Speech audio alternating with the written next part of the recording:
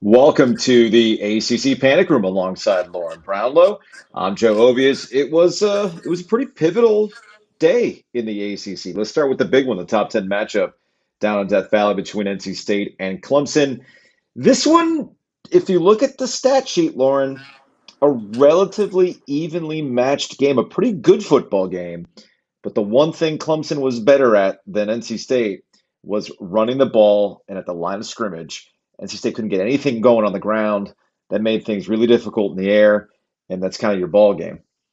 Yeah, I mean, two things can be true, right? Like, it's not fair to make a one-to-one comparison of the way Clemson's defense played at Wake and the way they played tonight for a lot of reasons. Number one of which, like, they got humiliated last week. You don't think that fired them up? Like, they were ready to go tonight, very clearly. Hmm. And also, Wake runs a different offense, all that. And, but there is one comparison where it is slightly applicable, and that's probably in Wake's wide receivers versus really almost anybody's in the league, but definitely NC State's. And I think that's the biggest difference between last year's NC State offense and this year's. Yes, yes.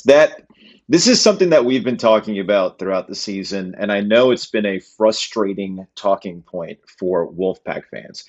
They've they've positioned Devin Leary at the beginning of the season as a potential Heisman candidate. Delivers everything else. However, you're gonna have to have an honest conversation about what exactly this group is capable of, what their ceiling is. And tonight, Leary was pressured. He made some big throws early on. He also had a few overthrows as well. But he was also routinely let down by his wide receiver group. A lot of drop passes, a lot of deflections. There are technically two interceptions. One was called back because of a roughing the passer. But in this situation, you got to hold on to the ball. I mean, I think at one point I tweeted out, at some point NC State's due to catch a ball, and of course, well, I said somebody is due to catch a ball. I just didn't specify who was going to catch the ball. It had happened to be Clemson off a deflection. So it's not that NC State can't still have a good season with the group that they have. And you saw when they can control a game like they did against Texas Tech, or what they try to do early on against ECU, and it's entirely possible they can do this against Florida State. They can do it against Syracuse. But my one concern with the Wolfpack when they got down by a couple of scores was how can you come Right. back in this game and bail your defense out, which did the best it possibly could, and we saw the limitations finally come through. No, I mean, I think that's the issue moving forward with them, right? Like, what are they going to do against a Wake Forest? Like, right now, you would look at that game and go, okay, Wake would be favored by probably more than a touchdown at this point. I mean, Yeah, I don't yeah. remember where it is this year, so And to be hey, fair. and But you bring up Wake Forest, and there is a conversation to be had about the skill position group, right? And I don't think I'm like upsetting anybody when I say that Wake Forest has a better group than NC State does right now. I think you could argue they have the best in the ACC. Like, I think you could make a Sure, good argument for that. the way they bounced back after pouring it out against Clemson was revealing today at Yes. Florida State. And like we know, Wake Forest defense can be a little bit of a liability. They're going to have to rely on Sam Hartman and that group making some big plays down the stretch, play keep away. That's exactly what they did against Florida State late in that game. Big drive at the end to keep it away from Florida State. And, look, keep their Atlantic Division hopes alive. But I got to think, Lauren, after today, Mhm. Clemson with that overtime win over Wake Forest, and then what they did to NC State, just kind of smothering them in Death Valley. This 2 week stretch for the Tigers, I think, kind of locks up the Atlantic. We could talk about the Coastal in a second, but the Atlantic seems to be locked up after this. Yeah, I mean, it does seem to be. I don't. Maybe FSU has a magical game and beats them. They certainly Mm, have talent on that roster to do it. Although, and I'm guilty of this too. I think we maybe were a little too quick to assign Florida State as back, and that's not for losing to Wake Forest. Like, it's no, not no, no, no, necessarily no. that. It's just when you look back at who they've beaten, and I mean, LSU maybe isn't as good as other LSU teams. They pounded a bad Boston College team, and then they won a close one against Louisville, right? Like, that's the list. So I Mhm. don't know that maybe we're a little quick. I'm not saying they're not better; they're noticeably better, but I'm just saying, like, not quite old FSU levels is all I'm trying to Yeah, say. yeah, yeah, So yeah, yeah, yeah. I don't really see a whole like threat remaining for Clemson, really, or at least not an obvious one. So Yeah, and I mean, look, they're talented, and yeah, I mean, I don't see another place where they stumble, which is sad for Wake, really. Yeah, that is sad for Wake. Although who knows? Maybe they can be the one-loss CFP team, second team in the ACC. Man, Shout out to Alec Lauer of man, Backing the Pack, who absolutely called this one in their preview. If you're listening to this, if listening to this in podcast form, he had positioned comment just he predicted a loss, 31-13. like almost exactly the way, Almost almost exactly exactly. too. I would Just give a not a little big. more credit to the way State's offense played, or more Devin Leary played early. I thought he showed a lot of poise, but State just got pushed around up front, plain and Yep. simple. Yeah, he said, just not a big believer in this offense right now. I think the defense does enough to keep State in the game for a long time, but eventually State Yes. starts to force things and the dam breaks. It's pretty much how it played out for NC State. And, you talk about Wake Forest. I will say this. I saw this a couple different places, but it's like Wake Forest fans knew. Wake Forest fans were watching this Yeah. and had this realization of what was going on. So as I pull up this other tweet, this is from Deacon Sports. I thought it was actually kind of it was on the nose with how they. Let's see if I can pull this up real quick. Boop, there it is. I have to make sound effects in order to make the screen thing go. I think that's how it works, Lauren. If you make sound effects, things will work. So yeah, probably better for State to play from behind because then their offensive coordinator will actually have to call aggressive plays. And I know this is something that you and I texted about, and I think Yeah. this is a valid criticism. As much as we can talk about, perhaps NC State's wide receiver group has a ceiling to it, you still got to challenge them. You still got to Plus, test them. And that's one thing you and right. I were noticing. Yeah. Clemson's secondary was hurt. I mean, they had a They lot were of more guys on banged up defense. by the end Yep. of this game than they were against Wake Forest, which we Yep. literally saw them have to play the pass interference defense for the entire second half. It felt like maybe it's part of the first half too. I don't remember, but by the time they got Makiba ejected for targeting, they were down as bad as they were against Wake Forest, and so yeah, you would have like to have seen, but it all works together, right? If State's offensive line isn't playing well, then they're not Right. going to be able to have time to take shots down the field. If their Yeah. receivers can't get separation like Wake's can and make the type of catches that Wake's can, then it's not really going to be the same kind of factor. And you could argue What that is the case at this point. what do you love to tweet? You love to tweet about complimentary football, right? You love complimentary football. I mean, it is a And thing. it is a Yes, thing. It yes. is a thing. And NC State's defense was as advertised. I called a low scoring game early on this week, and it was looking like it was going to go that way. With NC State's inability to run the ball, I think they ended up with 34 yards on the ground. Some question as to whether or not Demi Sumo Kongbe was hurt or not at 100%. I know he went out in Right. the UConn game. The way I read that was, hey, you know what? You don't really need him in this game. Just get out of there as healthy as you possibly can, win the game, right? And he So the didn't fact, have, he didn't show a lot of ability to have the kind of success he did yeah, when he he was got some barely attempts. used early on in this game. He started seeing a little bit more of him later in the game, but again, only 34 yards. And that's when, and this is something that was called out by Kirk Herbstreit and Chris Fowler on the broadcast when it came to the screens. Screens you can throw in the screens when you run the ball well and everything else, and eventually take a shot. But when you're basically That using ain't the team screens, to that do ain't it. it's not the team to do it with. And when they know you can't run the ball well, and you just try to use screens as a run, well, that's the result that you end up having. Yeah, So because it where was did just an where did overall Wake have great play by success? Clemson. Where did Wake have success? Downfield. I mean, that's where they got those matchups where literally they were having to tackle the wideouts because they got beat.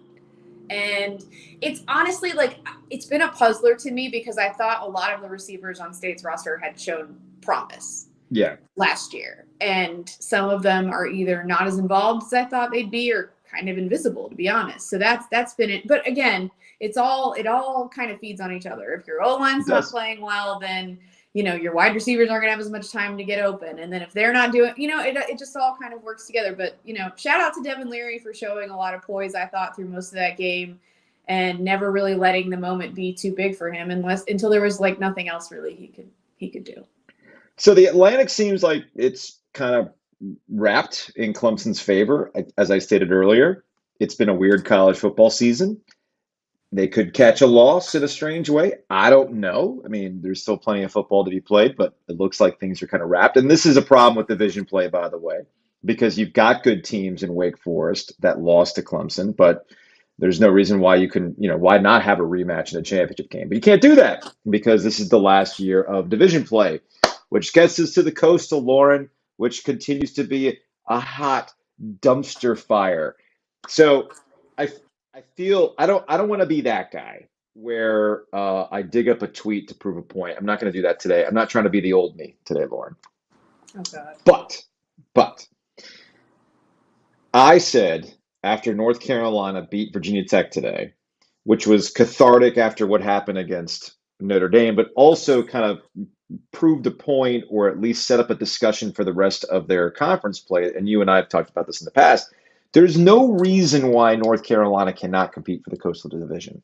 They have a good enough offense that if they can just hold it together defensively for a little bit, they might win the damn division. And why? Well, because who else on the schedule is really going to give them a hard time with the kind of offense that they got? It's just a bad division.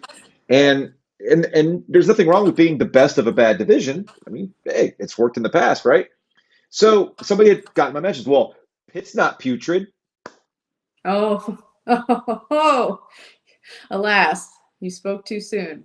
Spoke too soon. The Coastal's still going to get you. Now, this is another one of these things where, and Gilio and I talked about it earlier in the week, when you fire a coach, there's a pride factor that comes into this, and that's probably what the dead cat bounce was for Georgia Tech. It just happened to be at Pitt's expense. But I still stick with what I'm saying. As bad as Virginia Tech might be, and you can just chalk it up to North Carolina having a field day on a bad team that really has a long way to go under the new head coach, that Carolina team offensively is still talented enough that they can win the division. Yeah, I mean, is it bad that I was more surprised with how Carolina's defense played than the offense? Is that weird to say about because at this point, I just was not sure that they could consistently stop anybody. Literally for a whole entire game, we had not seen it. Tells you how bad Virginia Tech is. Had success early against them. We just had not seen it. So for me, I think that's just what makes it a little tough for me. But I get what you're saying. I just think we can't ever really rule out their defense letting somebody go crazy and their offense. If one thing goes wrong on a series for the offense and all of a sudden it's not enough. I mean, how often have we seen it this year? All of a sudden it's well, I guess the offense really cost them. It's what? That's not what happened. I can't. But, credit where it's due. The defense played well today. I know Virginia Tech's offense is not good, but, and maybe they're even worse than I thought somehow, which I was surprised by. That's what I'm afraid of with Virginia Tech. I think North Carolina's true test will actually happen in a couple of weeks. It'll happen October 15th when Carolina goes to Wallace Wade, where College game day. Let's confuse them. They won't know which sport. I'm joking. I mean, if you can get Coach K and his dog to show up to be the guest pickers, then yes, you absolutely do game day at Wallace Wade. Excuse you. Steve Spurrier's grandson is on the Duke roster, which I somehow did not even know until today, and I happened to spot it. Look, get Spurrier in there. Tell me you can do it. People who were thinking are you serious? Look at Duke's crowd. I mean, the Wallace Wade crowd isn't great, but that's not what game day is about. Game day is about the spectacle. Are you telling me that if ESPN could book Coach K and his dog, Steve Spurrier, and Bruce Springsteen, that they don't show up? Do you think – okay, that's a whole other discussion about whether or not Coach K would do it. But, that's – Well, I mean, after – you know what? Maybe Coach K just leans all in on Duke being a football school after what happened last year. He did say he wants to continue to help with the athletic department. And so, maybe so. I think it would be a big enough deal that people underestimate Duke fans in this way. Look at what happens at Cameron when they get a game day. They got lines out the door. You don't think that they would line up to fill the stadium? And plus, it's not a long drive for Carolina people. They always make that drive. Even when Carolina's not good, they will go to Durham for that game. Tell me they wouldn't show up. Come on, they went to Kansas. They're going to Kansas next week. Can't we all dream? Come on. Yes. But no, the real what you're getting out of Virginia Tech, I think two things can be true, right? Yeah. I think that it was important to see North Carolina bounce back after an embarrassing display against Notre Dame, right? And I could tell that Drake May was probably doing a little too much with the coaching staff. He did hit the boys on somebody's helmet when he was trying to jump up and over.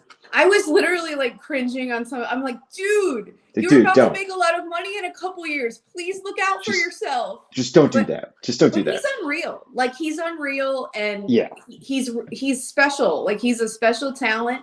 They have to have a run game to go with him, though. It's not quite the same worry I have for State, but it's a similar one in the sense that, like, because they have a lot of really good pass catchers on that team. I think they're as deep at guys who can catch the ball well as they've been maybe since Mac's been there, to be honest. Like, they've had better wideouts maybe, but they've got a lot of guys that can catch the football, and Drake May's really, really good, but they have not established a run game yet, so it could be a concern. But other than that, there's a comment on Facebook about UNC will get the test next week against Miami. I understand that, but y'all know my feelings on how Mario Cristobal wants to run these teams. They might not be as offensively dynamic as they might have been last year, and some of that might have to do with the coaching staff. Whereas what we're seeing with Mike Elko at Duke is they want to put points on the board as fast as they possibly can, and that's been a consistency out of the Blue Devils. And as bad as Virginia has been, you still got to go out there and do it. And I was pretty impressed with what Duke was able to do earlier this evening. Yeah, and that's the thing. I mean, yes, Duke lost at Kansas, but everybody has lost to Kansas this year. Kansas 5-0. Yeah, and it's not like it was a blowout. They finally have game day showing up. I'm saying they've earned it, right? So, like, it's not a cause to throw Duke season in the trash. Virginia has had its issues, obviously, but they gave Syracuse fits last week, and Duke controlled that game from start to finish. And there are probably a lot of factors that go into Duke looking this way after the way they've looked the last couple of years. And it's not as simple as just Mike Elko, but at the same time, what he's done is really kind of changed the mentality in that locker room. And that's definitely made a big difference. Well, I think that's going to wrap it up for this edition of the ACC Panic Room. I feel like we can close on this from a Twitter comment. I remain confused why you guys were so in for this NC State team this year. Like, they're fine, not special. Leary is fine, not special. What data was there to think that this is anything more than the usual 8-4, 9-3 team? I get where that general attitude is coming from. But I think the reason why there was some belief and why I was buying into the possibility of NC State finally breaking through is because college football this year has one real consistency. The older teams are finding ways to win. And that's exactly what this team is, an older team. It's practically an NFL team in age. I'm being a little silly. There are units of that team on offense that are not playing as well as we could have reasonably expected. To be fair, like, they lost Icky, but that's still a pretty old offensive line. They lost Emeka, but they still have some receivers that have shown a lot of potential and talent. So I think that after we've seen the way it's played out so far, yeah, you can maybe make that argument if you wanted to, but at the same time, I don't think anybody expected that. I didn't. So the opportunity was there, and it's not all in a vacuum, because Clemson still had a lot of answers or a lot of questions that they had to answer. Exactly. This season That's too. what I'm saying. Yeah. DJ, right, was a big question. He has stepped up. He's played a hell of a lot better this season now. There's Dabo's belief in his own system and elevating guys, because, as you know, the history of Dabo is, I'm taking a step ahead and I'm bringing in those killer assistants, right? Instead, this past season, when he had guys leave, whether it was Tony Elliott, the offensive coordinator, or Brent Venables, hired from within. We've seen that not work out. Okay, I've seen hiring from within play out at Florida State poorly. I've seen hiring from within play out poorly at NC State. Who's to say it wouldn't happen at Clemson as well? But so far, so good. You know, as some people have joked on social media, order seems to have been restored now in the ACC. Listen, if you told me that Brent Venables would be watching Clemson play tonight and be sad, I mean, he's probably not sad, right? I'm sure he's happy they won. But to watch the defense play compared to what he just had to watch with his own team, you know, I would have said you were crazy, but here we are. Well, that's going to wrap it up for this edition of the ACC Panic Room. We'll check in later in the week, and we'll start looking ahead to. I'm still trying to get a handle on the ridiculousness of the Coastal. It's certainly going to entertain us in its final edition, as we kind of predicted back at ACC kickoff. There's a reason why we were pouring out beers for it. But the Atlantic seems to have been wrapped up. We'll see what the Coastal has in store for us as the season goes on. We'll see y'all later in the week.